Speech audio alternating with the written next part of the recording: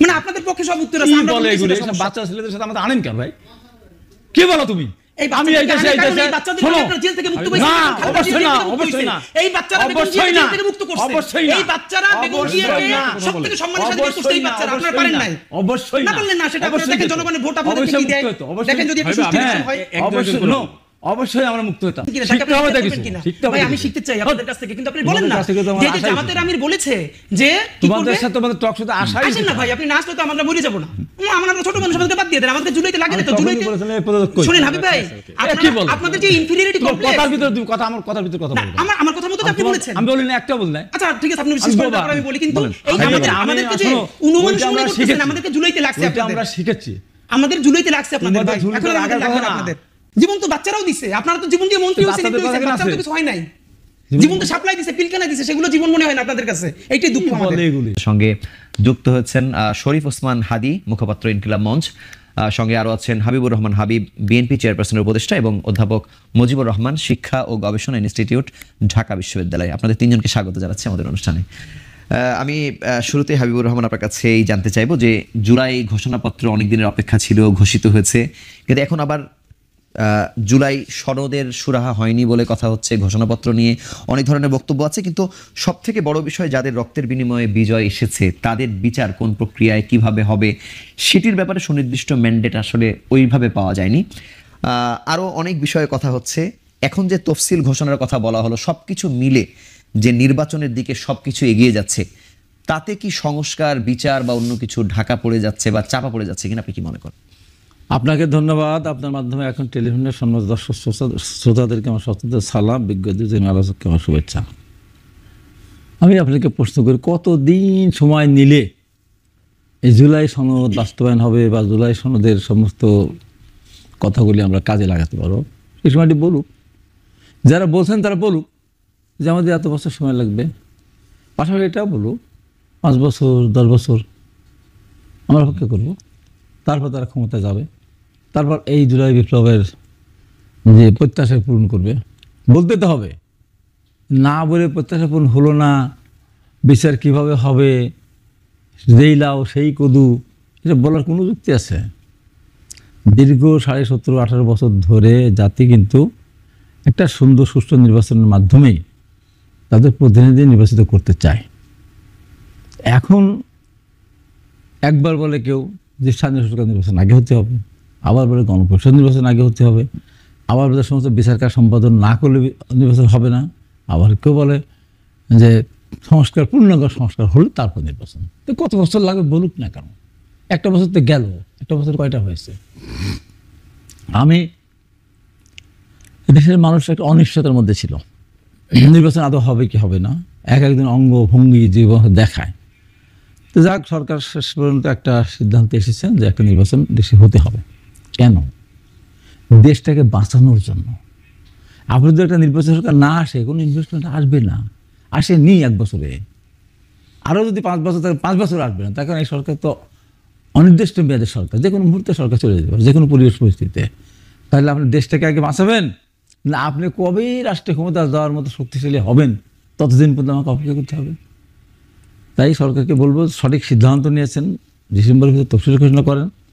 এখন 12ই ফেব্রুয়ারি হোক আর যেদিনই নির্বাচন হোক, আর নির্বাচন ডেট যখন হয়ে যাবে সব সোজা রাস্তায় চলে আসবে। আপনাকে ধন্যবাদ শরীফ ওসমান হাদি।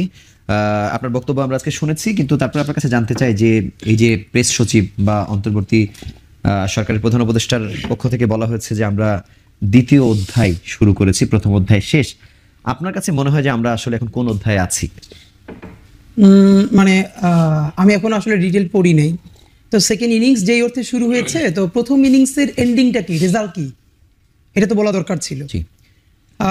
প্রথমত হলো যে ইনিংসে যে কয়টাই করুক, প্রত্যেকটা ইনিংসের একটা ফিনিশিং আছে। এখন 2য় ইনিংস বলতে যদি সে বোঝায় যে আমরা এখন নির্বাচনের জার্নি শুরু করেছি, ভোটের ট্রেন ছেড়ে দিয়েছি, এবার আমাদের ইনিংসটা হলো একটা সুষ্ঠু নির্বাচন আনা।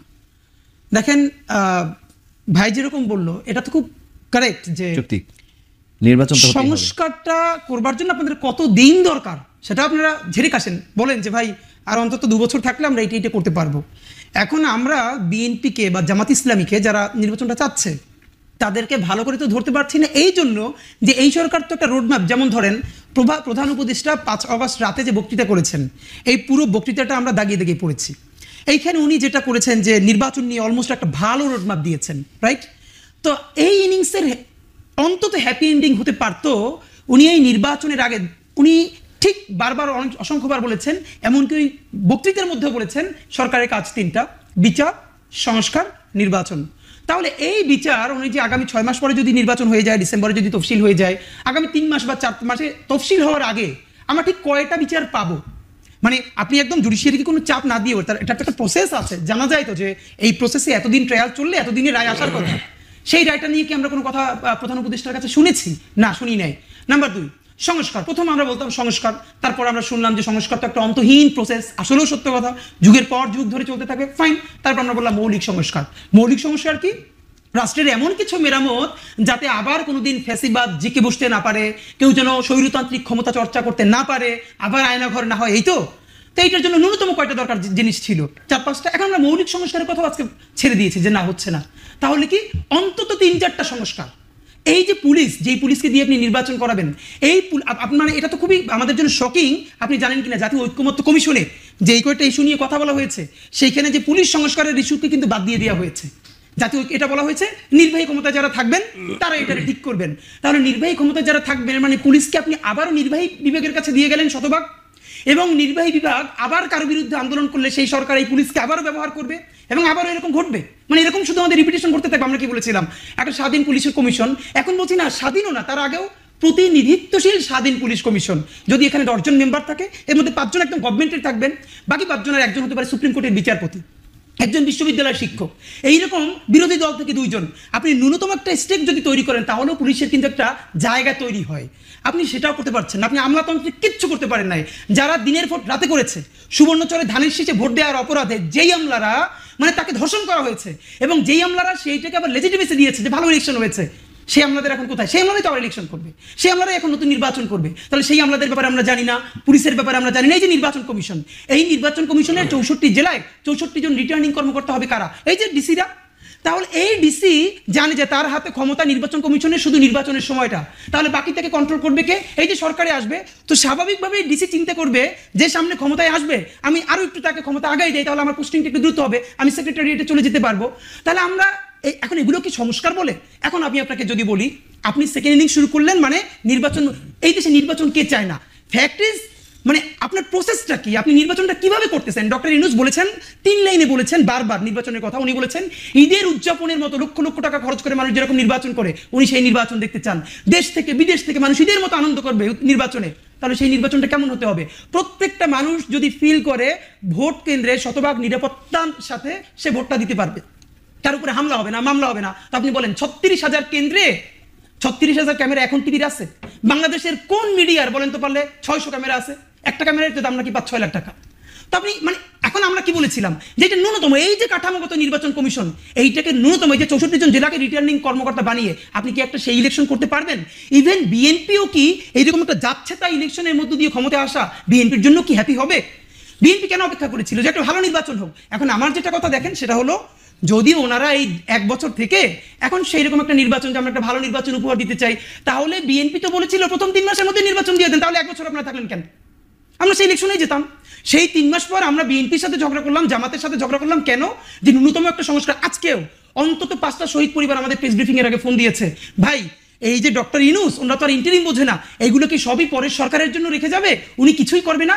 আপনি ভাবেন এই সরকার একটা ইমপ্লিমেন্টেশন না করে সে নির্বাচনে গেলে মানুষগুলো আসলে কি নিয়ে, কি কোন হোপ তার থাকবে? আমি আপনার কাছে আসবো। অধ্যাপক মুজিবুর রহমান, আপনার কাছে জানতে চাই যে গতকালকেই বিএনপির স্থায়ী কমিটির সদস্য সালাউদ্দিন আহমেদ সহ অনেকেই আসলে বলেছেন যে এই বর্তমান যে আইন শৃঙ্খলা পরিস্থিতি, তাতে সুষ্ঠু নির্বাচন সম্ভব, যেখানে আপত্তি জানিয়েছে উপযুক্ত পরিবেশ নেই বলে এনসিপি, জামাতও একই সুরে কথা বলছে, এবং আরো অনেক ধরনের অভিযোগ তো আমরা শুনছেন।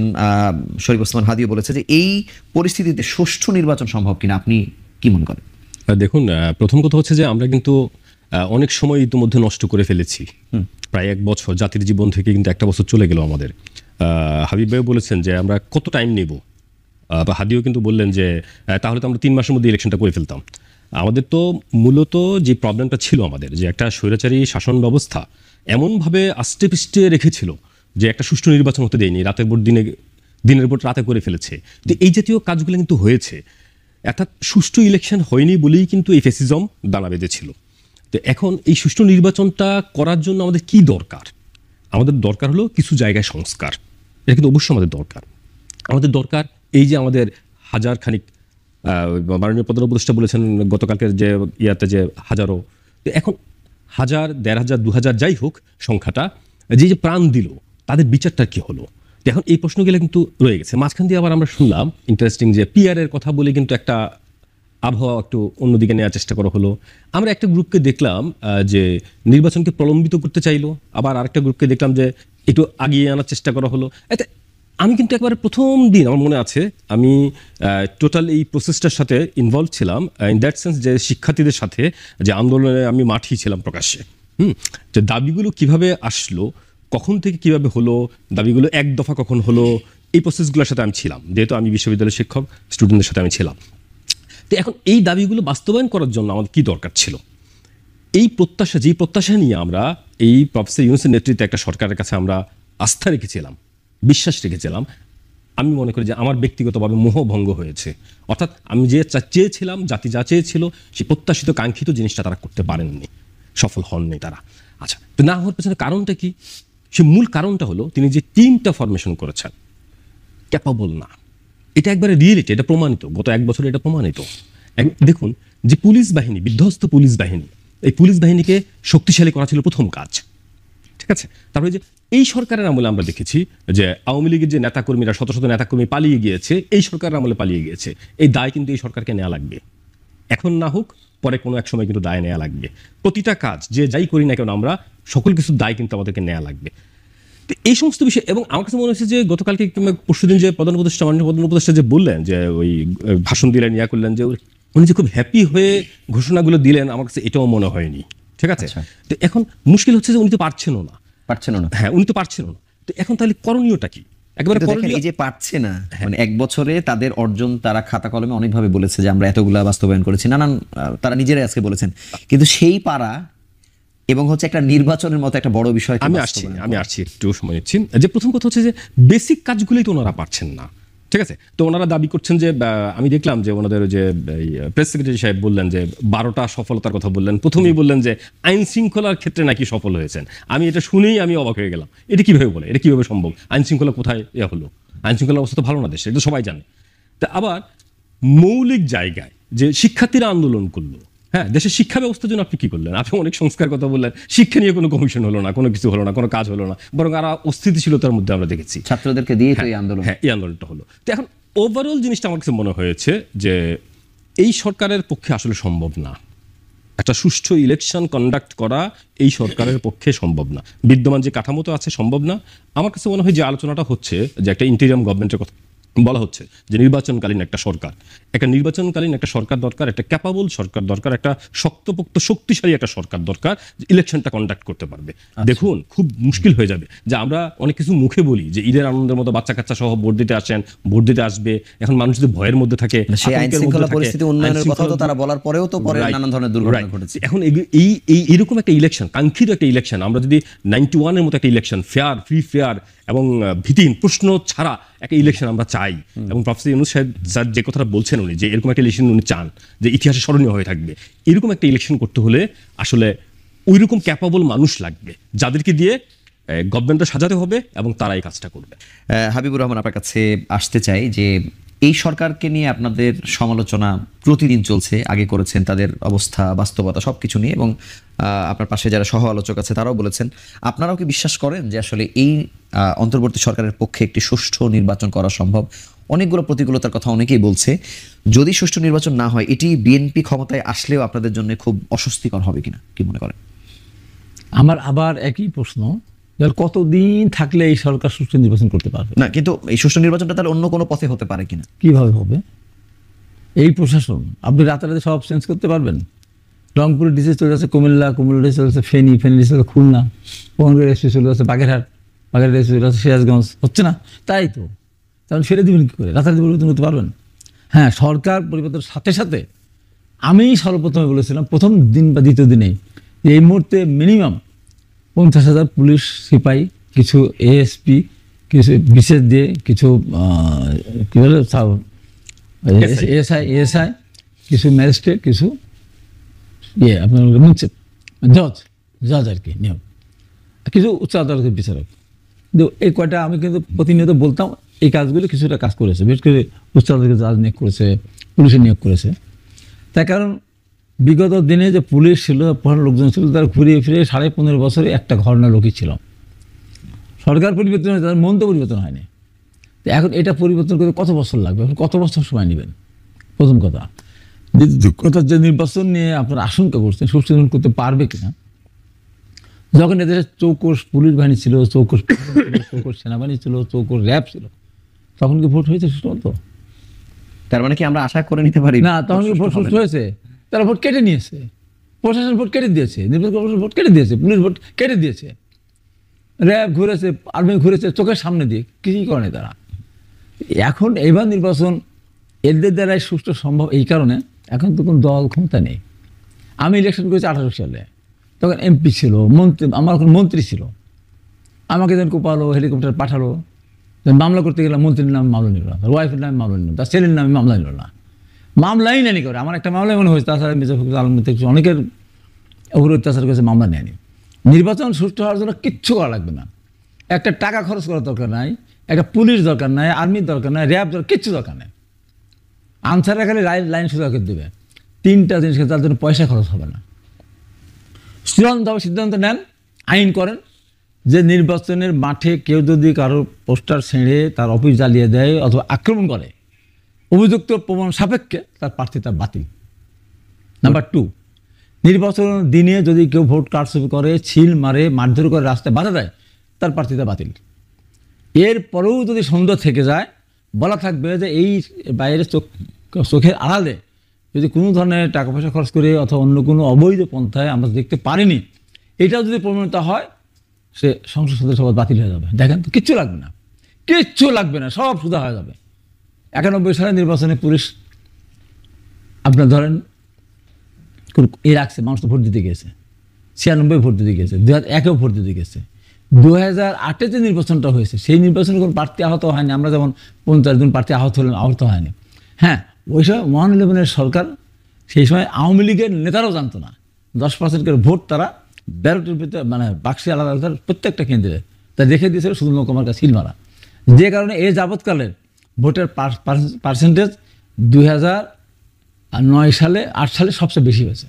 এরপরে ভোট রাত্রি কেটে নিয়েছে, দিনই কেটে নিয়েছে, কিন্তু 86% ভোট কাজটা নেই, ওই যে 10% ভোট শুধু নৌকা। যেখানে বিএনপি যে প্রার্থী 2001 সালে ভোট পেয়েছিল 1 লাখ, অথচ সে 2008 সালে ভোট পেয়েছে 1,05,000, তার হেরে গেছে। আওয়ামী লীগের প্রার্থী ভোট পেয়েছিল 90,000, সে দেখা যেখানে ভোট পেয়ে গেল 1,15,000, ওই যে 10% ভোট তার। এইভাবে ওই কারচুপিটা হয়েছিল। এবার তো সেই সুযোগ নেই, এবার সেই সুযোগ নেই, কোনো এই পথে আসলে এই পথে আসলে এই 3টা কিচ্ছু লাগবে না, সম্ভব, 1 টাকা খরচও হবে না। জাতির সামনে ঘোষণা করে দেন, এই 3টা যারাই এই 3টার সাথে জড়িত হবে তাদের প্রার্থিতা বাতিল, হওয়ার পরে বাতিল, কিচ্ছু লাগবে না। ভালো প্রস্তাব দিয়েছেন ওসমান হাদি। আপনার কাছে একটা বিষয় জানতে চাই যে আপনি বিচারিক হত্যাকাণ্ড নিয়ে আজকে কথা তুলেছেন। একটি বিষয় আমরা দেখলাম যে এটি বিচারিক হত্যাকাণ্ড নামে সেভাবে হয়তো ঘোষণাপত্রে আসে না, কিন্তু বলা হয়েছে যে বিচার করা হবে দ্রুত, 15 বছরের বিষয় বলা হয়েছে। কিন্তু আবার টিএসসিতে বিচারিক হত্যাকাণ্ডের বিষয়ে ছাত্র শিবির বামদল মুখোমুখি হয়েছে, যেখানে ছাত্রদল আবার বামদলকে এক ধরনের তাদের পক্ষে ছিল, মানে এরকম একটা কথাবার্তা আমরা শুনেছি। জুলাই ঘোষণাপত্রে বিচারিক হত্যাকাণ্ডের প্রয়োজনীয়তা আদৌ ছিল কিনা, কারণ গুম খুন তো আসলে সেখানে বলা ছিল, আবার এটি তো ছাত্রদলও তো আসলে সেভাবে বিপক্ষে মতামত দিয়েছে আর কি। আপনার মন্তব্য? আচ্ছা, প্রথম কথা হলো আরো অনেক কিছু না বলেও বিচারিক হত্যাকাণ্ডের কথাই সব থেকে বেশি বলা দরকার ছিল। কেন? ধরেন গুম খুন এই কাজগুলো যখন হবে, এগুলো তো ইলিগাল, আইনি মানে এগুলো অফেন্স, আপনি বিচার করতে পারবেন। কিন্তু মানে এটা জুডিশিয়াল কিলিং হয়ে যাচ্ছে, মানে আপনাকে হত্যাই করছে, কিন্তু এটা আইনে সিদ্ধ, এটা তো ভয়াবহ। মানে আপনি ভাবেন যে এই সুপ্রিম কোর্টের বিচারপতিরা এত করাপ্টেড হয়েছে, এটা নিয়ে আমার দেশ একটা নিউজ করলো, এবং আমার দেশ সম্পাদক এবং শফিক রেহমান জায়দিনের সাবেক সম্পাদক, ওনাদেরকে বিচারক প্রধান বিচারপতি দাঁড় করে শুধু রাখলেন না দীর্ঘক্ষণ, তারপরে বললেন ট্রুথ ইজ নো ডিফেন্স। মানে আমার দেশ সম্পাদক বললেন, আমি যেটা বলেছি এটা তো ফ্যাক্ট, এটা তো মিথ্যা কিছু না, আপনি আমাকে বলেন ট্রুথ ইজ নো ডিফেন্স। এর মানে হলো এই যে হাসিনা মনস্টার হয়ে উঠলো, এই মনস্টার হয়ে ওঠার পিছনে সব থেকে বড় মেকানিজমটা যেটা করেছে এটি অ্যাড্রেস করা হচ্ছে না। তো এইটা হলো এই বিচার বিভাগ, এই সুপ্রিম কোর্ট। সব কথা বাদ দেন, মানে স্কাই কেলেঙ্কারির মতো ভয়াবহ ব্যাপার, এবং সুপ্রিম কোর্টের বিচারপতিরা মিটিং করে করে রায় দিচ্ছে। আপনি ভাবেন, এই যে পাকিস্তান রাষ্ট্রের কথা বলি না, কিন্তু এটির ভুক্তভোগী তো বিএনপিও, এটার ভুক্তভোগী তো অন্যান্যরা। এখন দেখেন, এটা নিয়ে কেন এখানে একটা খুব ভালো রাজনীতি হয়েছে। রাজনীতি রয়েছে কি, আমরা যখন বিএনপির কাউরে বলি যে আচ্ছা, আমরা তো সবসময় বলি 47-এর ধারাবাহিকতাই হলো আমাদের 71, কারণ 190 বছরের দীর্ঘ শাসনের পর আমাদের যে রাষ্ট্র পাওয়ার আকাঙ্ক্ষা, সেটার প্রথম সফলতা আমাদের 47, এবং সেই 47 আমরা সবাই মিলে তৈরি করেছিলাম। পাকিস্তানের ভুলে আমরা আবার 71 করেছি, এটা আমাদের বৃহত্তর শ্রেষ্ঠ অর্জন, এবং তার ধারাবাহিকতায় 24।